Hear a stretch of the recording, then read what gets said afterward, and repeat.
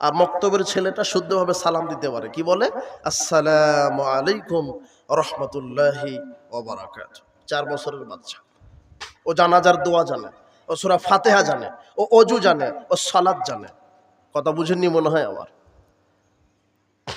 অভিভাবকদেরকে বলছি, আপনার ছেলে মেয়েকে আপনি ধ্বংস করছেন।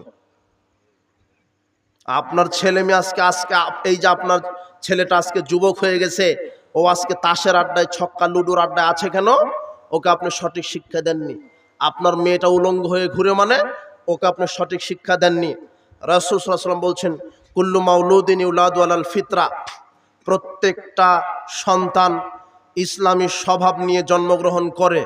ফাবাহু ইউহাওবিদানিহি আও নাসরানিহি আও মাজসানিহি, পিতা মাতা তাকে ইহুদি খ্রিস্টান অগ্নি পূজক বানায়, পিতা মাতা তাকে বেনামাজি বানায়, পিতা মাতা তাকে মুশরিক বানায়। বাপ যদি সালাত আদায় না করে, বেটাও সালাত আদায় করবে না। মা যদি পর্দা না করে, বেটিও করবে না। কথা বুঝেননি মনে হয়।